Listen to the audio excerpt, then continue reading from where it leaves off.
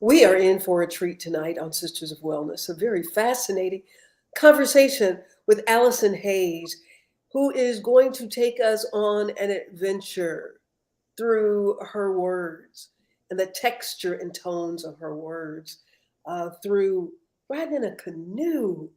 Allison, um, let me tell you, you don't want to miss this show. If you've ever thought about writing a memoir, this may inspire you. We are very, very happy to have Allison as our guest tonight on Sisters of Wellness. Stay with us. We will be right back.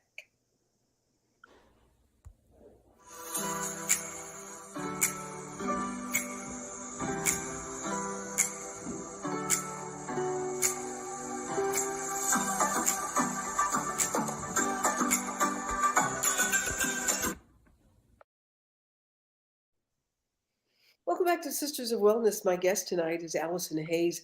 Allison will be a part of the Sunshine State Book Festival sponsored by the Alachua County, the Alachua Writers Association, um, here in Gainesville. It's going to be the 27th and the 28th of January at Trinity United Methodist Church. Allison, who is a poet, she's an actress, a filmmaker, songwriter, originally from Canada, and has spent much of her life adventuring all over the world. She is the author of an award-winning children's book called Milo and the Mustang. It's a story of a little boy who has autism and a relationship with a horse. When he's with the horse, he doesn't have any of the challenges that he has to deal with. So congratulations on that, Allison. Thank you very much. Thank But you. the book that you are working, uh, bringing us to the Amazon through is called The Amazon Hitchhiker, a woman's adventure from Canada to Brazil. Wow.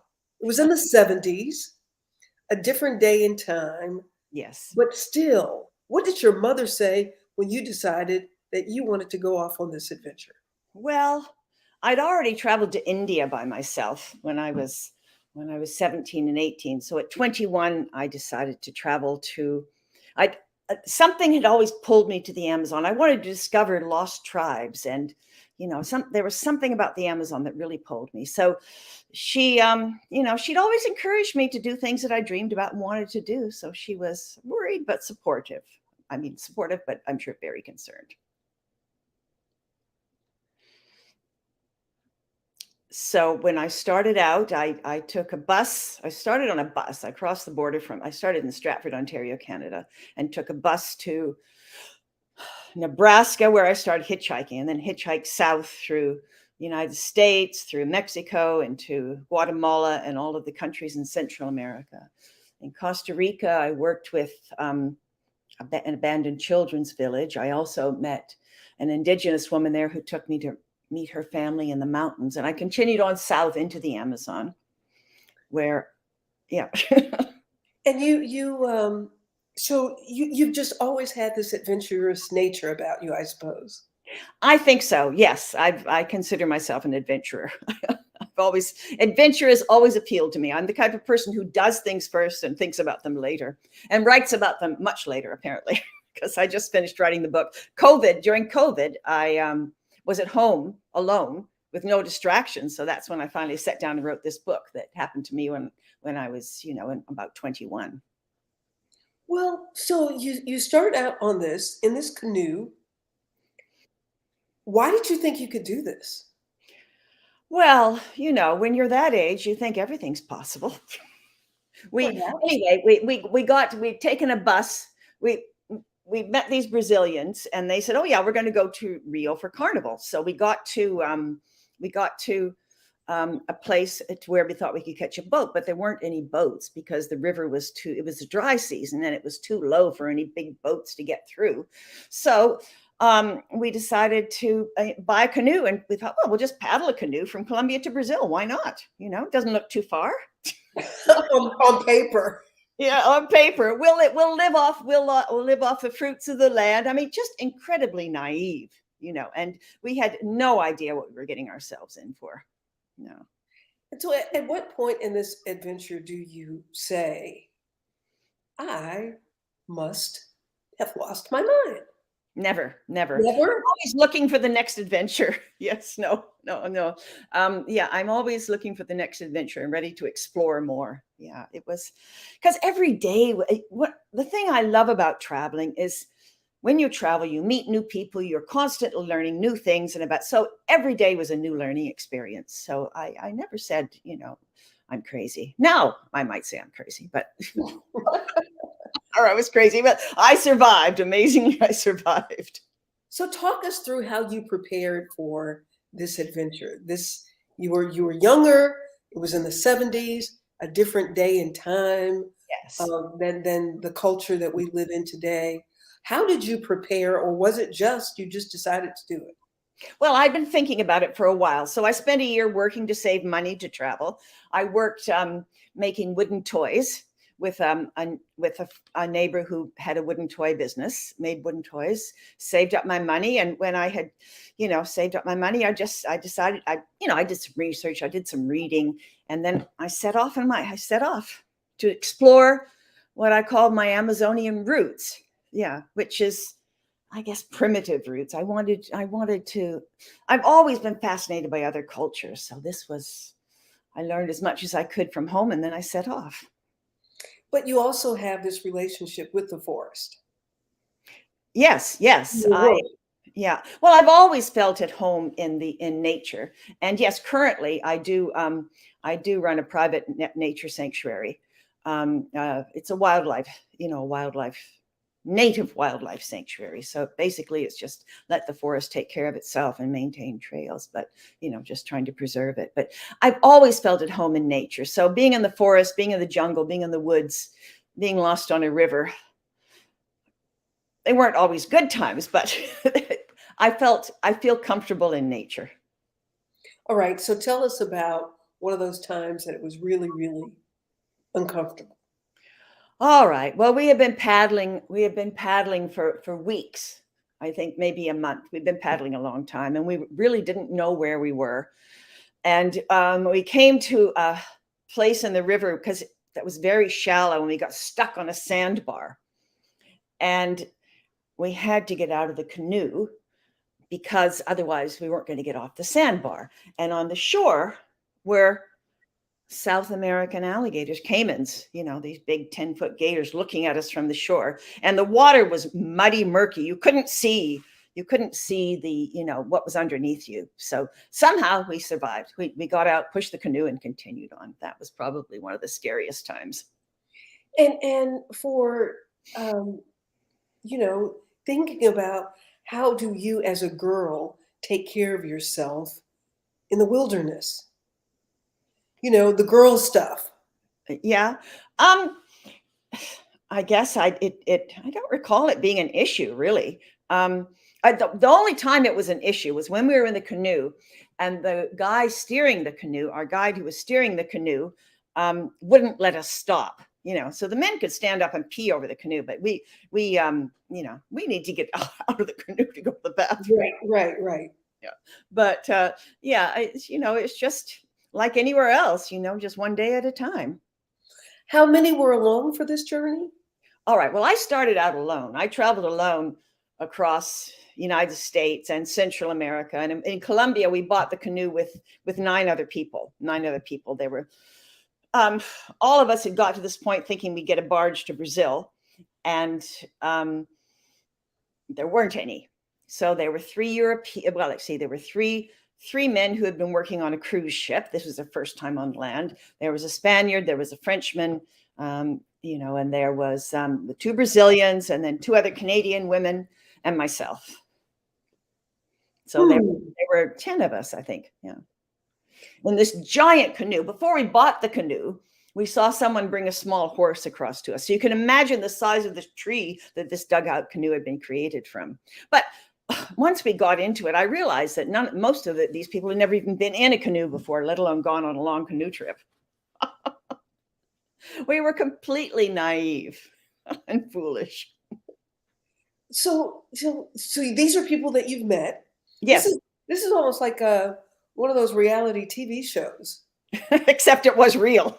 It wasn't fake. Yeah. What those shows? The survivors or something like Oh, that. yeah, yeah. But there were no cameras and there was nobody to pull us out if things got bad. Yeah. Uh-huh. So so Yeah. how did you all get along with each other? Well, that's, a good question.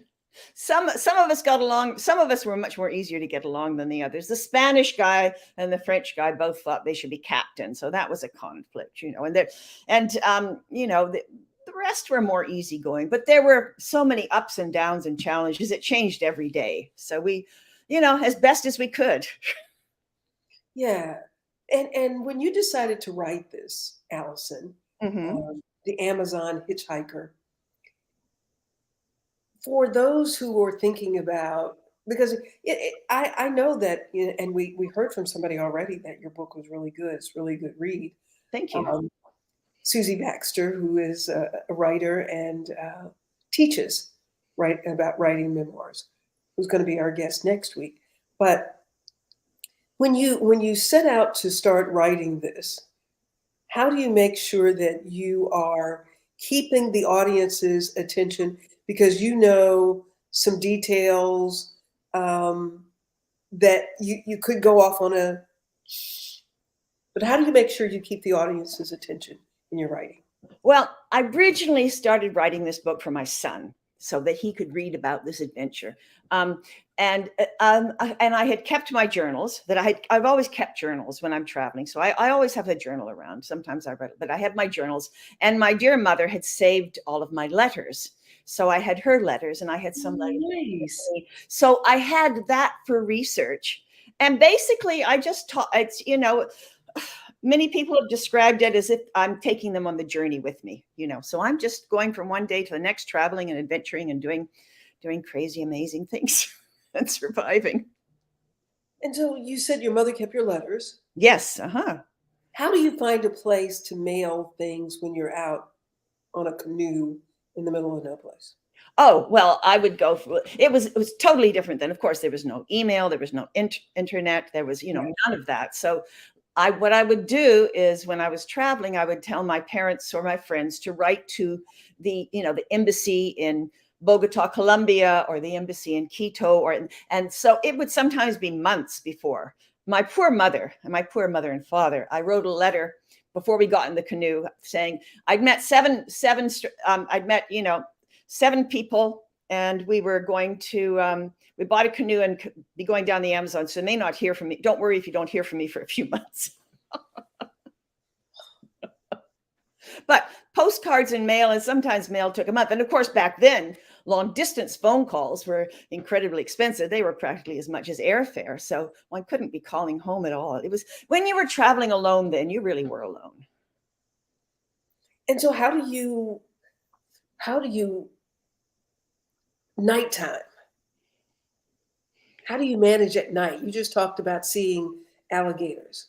How do Hmm. you manage out there traveling at Well, night and making sure that you're safe? my whole trip, I had a backpack, of course, with a sleeping bag, and I brought a tent to a small tent. So I would, crawl into my tent and sleep, set up my tent in a place that I could, which, traveling through Central America and South America, there were different places that I camped, as well as when I was canoeing. I camped, though, I was camping most of the time. But I just put up my tent, and hope for the best. My little Okay. tent. Yeah. What do you attribute the fact that, because I'd be scared to sleep in the backyard right now, to be quite honest, because of lizards. I can't imagine thinking, talking myself into sleeping anywhere where I've seen anything called an alligator. Well, I've always, from a very young age, I've spent a lot of time outside in the country, and my parents took us out in the country and camping and that kind of thing too. So camping and being outside was always very familiar to me. Yeah, Not something that I feared ever. yeah, yeah. The book is The Amazon Hitchhiker, but you were not doing much hitchhiking Well, I did a lot of hitchhiking, especially in the beginning. in the beginning. Tell us about the hitchhiking.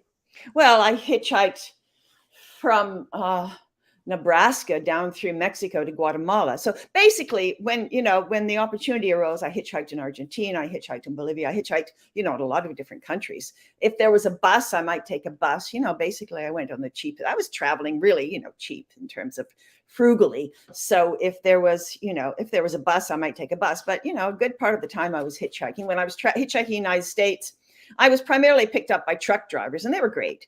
They were really helpful. They used to have CB radios, which they would truck drivers would talk to each other with these CB radios. And, truck drivers, I'd get a ride with somebody in Kansas, and he would radio ahead to some other truck drivers and try and find me a ride at the next, intersection. And they were great. They were great. I had very good luck. I think one thing, young woman traveling alone, I found, first of all, I met lots of people, because when you're alone, you meet more people. And I found people wanted to help me and take care of me when they saw that I was traveling alone. Yeah. I've always been very trusting, I guess, and been lucky that way. Yeah. Right, right. I think it's nothing short of a miracle that you're here to tell your story. It's true. I'm thinking back on it now. You're absolutely right. It's true. So as the readers are going along with you on this adventure, you actually, so you say you meet a lot of people, and based on what I read about the book, you fell in love. Well, that's right. Yes. On the canoe trip, I fell in love. Yes. Yeah. Yeah. So it was a gradual, slow falling in love. But but yes, it was, there is also romance in the story. Yeah. Yeah. And so you take them on that journey, and how do you lead people to understand, or I suppose leading them to understand where you're going, because it's also a geography story. Well, yes. And I did have, in the front of my book, I have a couple of maps. You can't see them there really, but I can see, yeah, the outline. Mm-hmm. Show my route. So I maps were made to illustrate, the route through the United States and down through, Central America. And I originally wrote this book for my son, but I got it published, and I was amazed. In the first week, it became an Amazon new release bestseller in traveler and explorer biographies. And Really? I've had pretty much, I think I've got like 57 5-star reviews. People on Amazon, people who read the book I was very happy and amazed that people really seem to enjoy the book. They feel like they've actually experienced what I experienced.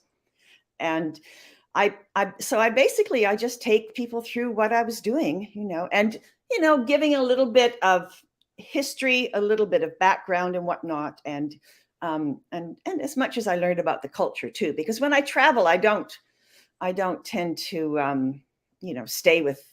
You run into other travelers, and sometimes they're international, but I very much am interested in getting to know the culture, of the places where I lived and the people where I lived. And at one point in Colombia, I lived with a Colombian family for a while.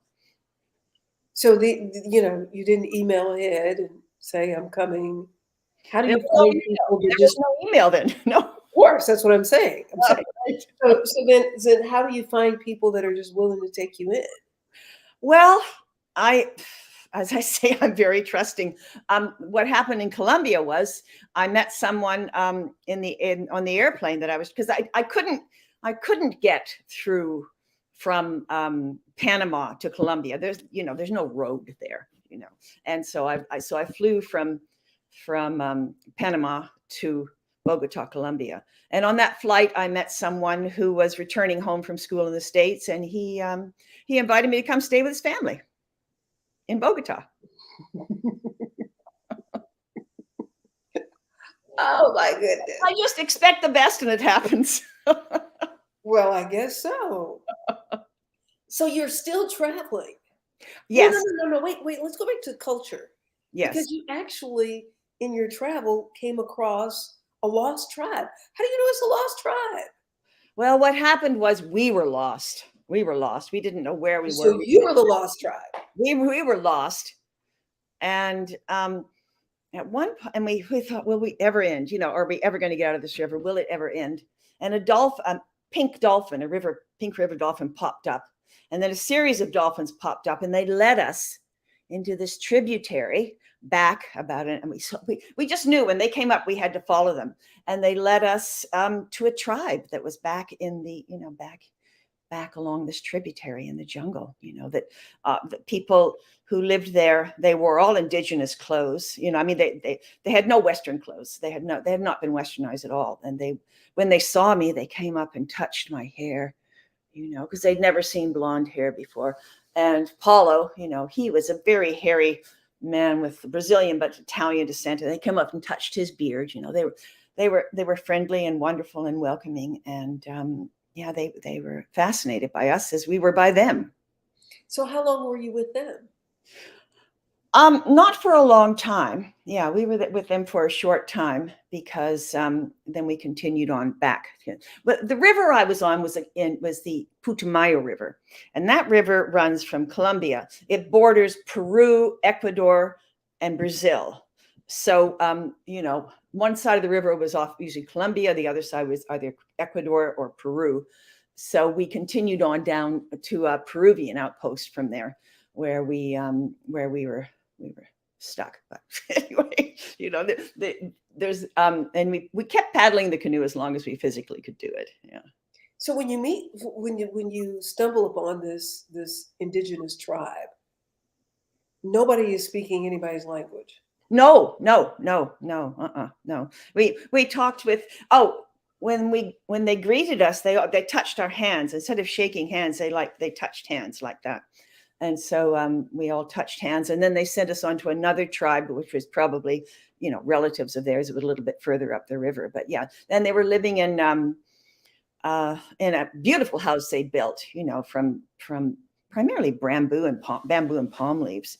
Mm-hmm. So they shared some food with us and drink with us, and we shared some things with them, and so it was just, we were both fascinated with each other. Yeah. Look, Allison, guess what? What? Neighbors don't even talk to each other. I talk to my neighbors. Well, for the most part. Yeah.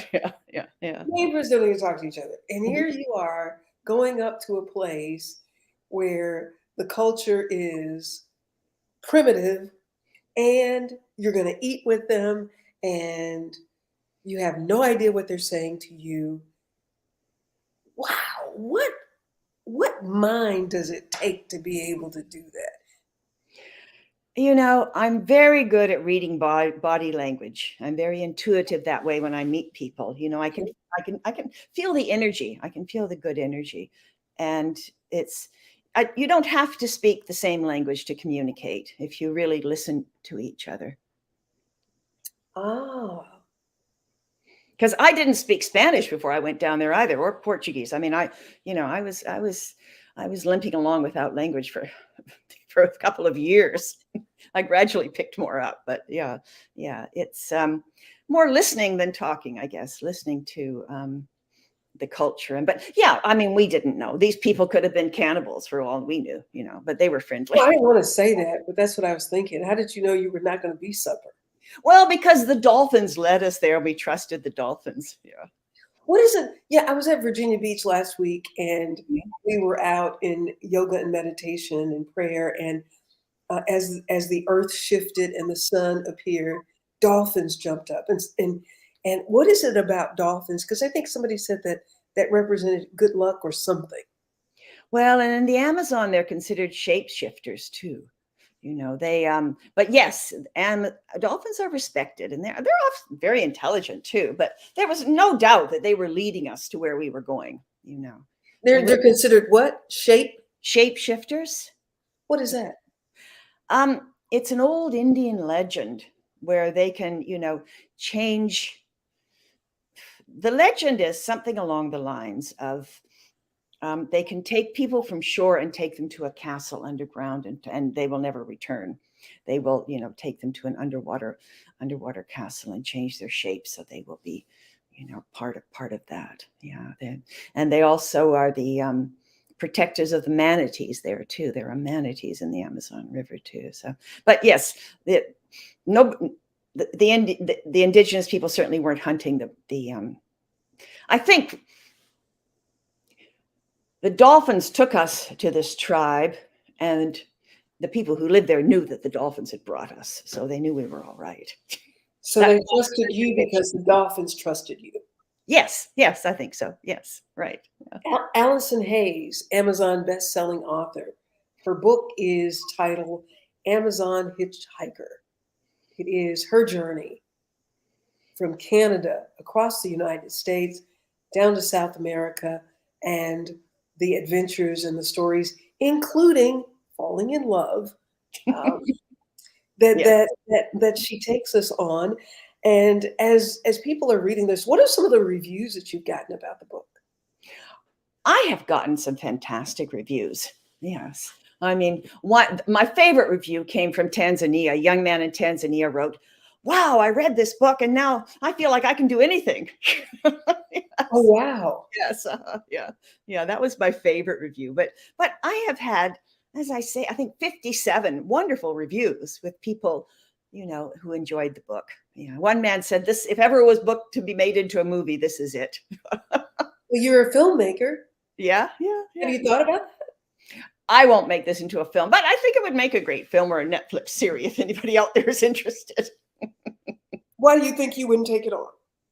Uh, because I'm not an editor or a director, and I also, it takes a lot of money to make a film. You have to have producers. Yes, What is it that you my think? story. I think it would be better told by someone who read the book, and could be more objective as well. Yeah. Hmm. You're going to be participating in the Sunshine State Book Festival, January 27th and 28th, Yes, yes. 2023. What is it that you enjoy about, is this your first festival, first of all? No, no, this will be my second festival that I have had a book at. Yes. Uh-huh. So what do you enjoy about being at book festivals?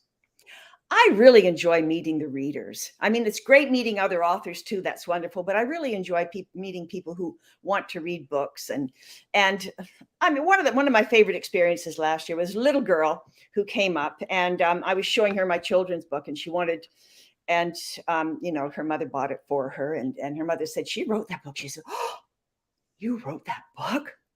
She was meeting an author, Yeah. because that makes it real for the kids too, that they can, perhaps write a book. So that's exciting, when you inspire people and other people who travel in that area and wanted to read my book. But it's meeting the readers is the most exciting part of the festival. Yeah, that is, I'm sure, quite fascinating on both sides, because you go to the bookstore or you go to Amazon and order a book. How often do you to see and talk to the authors of these books? Yes, exactly. Not very often. So it's great to talk to other authors as well. And actually, next weekend, I'll be at I think it's the Thornbrook Fall Festival. The Writers Alliance of Gainesville will have books for sale there, and I'll be there on Saturday selling my books there too, if anybody's interested. Yeah, The that's in Writers Alliance of Gainesville, yeah, that they're the ones who were putting this on. The Writers Alliance of Gainesville. They're in Yes, Alachua County, but it is the Writers Alliance of Gainesville. right. Yes. And the Thornbrook, I've been to that before. Yeah, it should be a fun festival. Apparently, the author's book or the Writers Alliance of Gainesville booth will be close to the chocolate shop there. So It yes, has historically been positioned there. right, yeah, yeah. So, but yeah, I'll have a few books. I'll have a few books for sale there, and all of the authors in the Writers Alliance of Gainesville will be there too. So you can see some of our books before the Sunshine State Book Festival in January 23. Well, I really am enjoying this conversation with you. I'm going to try to be disciplined enough to keep it at our 30 minutes, and encourage people to find your book before the Sunshine Book Festival, and they can come there and get you to autograph it for them. I So would where love do they find to. it? Yes, that would be wonderful. Thank you so much. It's been just an absolute delight talking with you. Yes, I And so really. where do they find the book now? It's available on Amazon. It's actually available on all the online distributors. But Did it's you self-publish? I published through a very small publishing company called Echo Hill Productions. Yeah. Mhm. Okay. Okay, excellent. Yes. Well, Right. Allison Hayes, you brave woman, you. Thank you. Thank you so much for being a part of Sisters of Wellness and being a part of the Sunshine State Book Festival 2023 that will take place January 27th and 28th at Trinity United Methodist Church in Gainesville, Florida. My book, The Art of Forgiveness, will be also available there as well.